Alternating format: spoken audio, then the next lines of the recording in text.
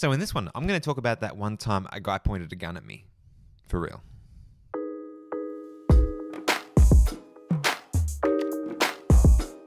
And I had a complete epiphany while I was standing in my kitchen watching a YouTube video and making a banana and coconut gelato. And the epiphany that I had was that story is such a powerful thing. So I wanted to share a story with you. We used to live in a little country town along a wooded country road, and as we would go home, we went past a little town called Buxton. And Buxton was a cluster of houses and a corner store / news agency / post office / video rental shop before videos died. And we would stop there invariably on the way home if we were going to pick up a parcel or whatever, because it was our nearest mail stop. And this particular day, we arrived there. And I used to love going in there because there was always something that I wanted, either from the confectionery section or a video I wanted to borrow. There was this weird 1980s ninja movie where I have no idea, the acting was so bad, but I just wanted to rent that movie, and I rented that multiple times, I think, until my parents said, no, you're just not renting that movie again. I still don't know why I was so fascinated by that.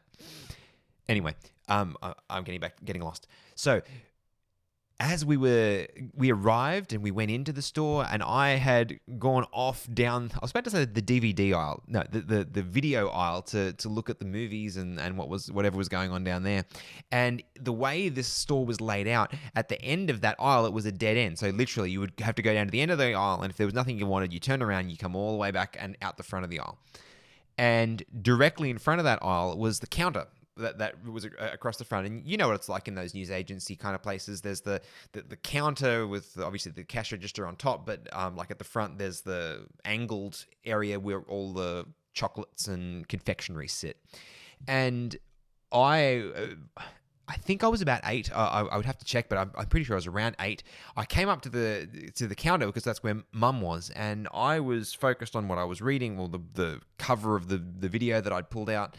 And as I walked up to Mum, I kind of walked around to her side, and there was a guy that was directly in front of her, and I hadn't connected the dots as yet, but this guy was in the process of robbing the store.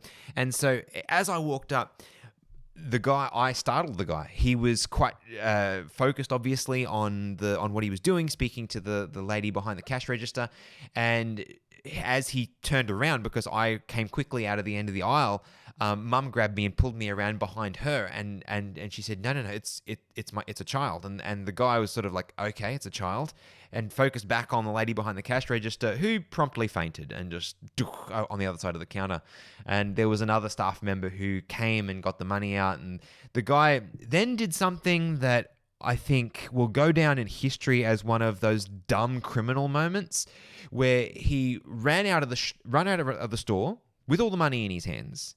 Then he runs back into the store, grabs bread and milk, and runs to the cash register and hands the bread and the milk to the lady and pays for it and asks for change. Change! The man asked for change after robbing the store. And the lady said, you have all the money. The guy looked at it in his hands, was visibly angry that she wouldn't give him change, threw a 50 on the bench, and ran out of the shop with the bread and the milk. And it was the most crazy thing that, I mean, I don't think for a second that he was in his right mind, or the people that were with him were in their right mind. It certainly doesn't seem to be a criminal mastermind that's going on here. But that experience, and especially because I still remember when I was looking at him, I remember the gun that he had in his hand. He had a piece of cloth over the gun, and he was waving it around the room, and there was a lot of like manic activity going on, and it could have easily gone so bad so quickly. And I still, at the time, I didn't know what to do. And so as a kid, you just trust the family around you, right? So I was trusting Mum, and so I don't really have a lot of memory of the distinct fear that I felt at the time. I had the fear of, something's happening, I don't understand what's happening, but I didn't have the adult fear of death and all of that kind of stuff running in my head, at least at that point. And after that, Mum started to suffer pretty serious anxiety after the trauma of the experience. And that's a completely understandable thing. That makes sense. But that begins to, for anyone who's experienced those sort of symptoms, that starts to make you a prisoner of your own home because you start fearing everything around you.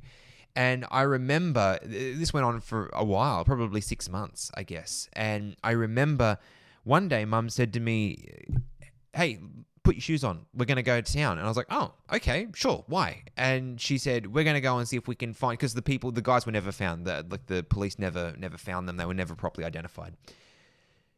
"We're going to go and try to look for the people that robbed the shop."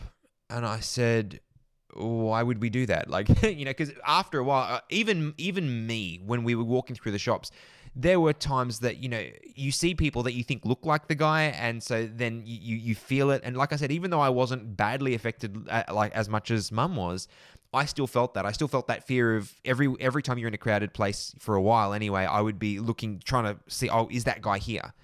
And I said, "Well, isn't that what we're trying to not do? Why would we want to go and see him?" And Mum said, "I've been thinking about it, and we're essentially being prisoners of the fear." And that guy was obviously in a really bad place. And if he was doing that because he needed money and didn't have food or didn't have a place to sleep, then what if we went and tried to provide that for them? What if we went and offered them somewhere? We had a flat, or like a converted shed on our property. What if we offered them somewhere to live and food to eat, and hopefully they wouldn't have to do that to someone else in the future? And as a kid, you don't question stuff like that from your parents because you go, "Yeah, I guess you're making sense. You're the adult. You know what you're doing. So I'm on board with this." And so I was like, "Sure, that's great. Let's go find the guy." And so we trolled around all the different shopping centers that were sort of within, a 40-minute drive in any direction. And in that process, over the next few weeks, because we didn't do it just that day, we did it ongoing. And over time, what I noticed was that Mum started to get victory over this fear. And the reason she got victory is because it was starting to get replaced by genuine concern for the people that were involved.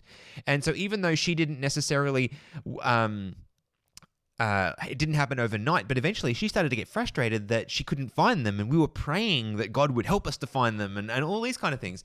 Now, at the time, I recognized that was a good thing and that our family life was getting better and there was positives that were going on. But then when I look back at it as an adult, I recognize that's probably one of the key times that I learnt the lesson that it's possible to reframe how I relate to facts.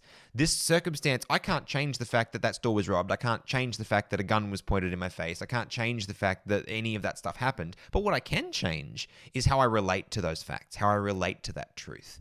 And that is true. That's truly enabling. This channel is all about me rebooting my life, and it's totally impossible to reboot your life without changing how you tell your own story. So just to wrap these ideas up, the facts can never change, but the narrative can. What you tell yourself about why it happened, how you responded, and how you're going to live in the future, all are flexible. And if you tell yourself the best story possible, then you can adapt to what's coming and you can bounce much more quickly when bad things happen. For now, I'm going to leave it there because that was fun. I enjoyed telling that story. And if you guys got anything out of this, please like, comment, subscribe, do all the good things that the algorithm is keen for. And I will catch you guys on the 29th of next month and a reel or two in between. See you later.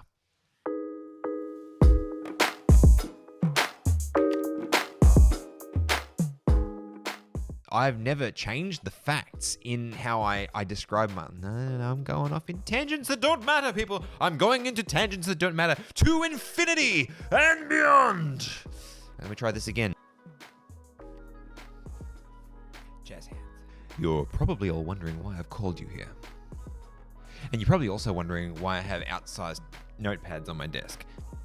You know what? The real story is because that's how I think. I have to think outside my head. Some people can do it inside their head. I have to do it outside my head. I do it either with large pads or I do it with long conversations with people. And seeing as I'm in here on my own tonight, the pad was the thing. Now we're out.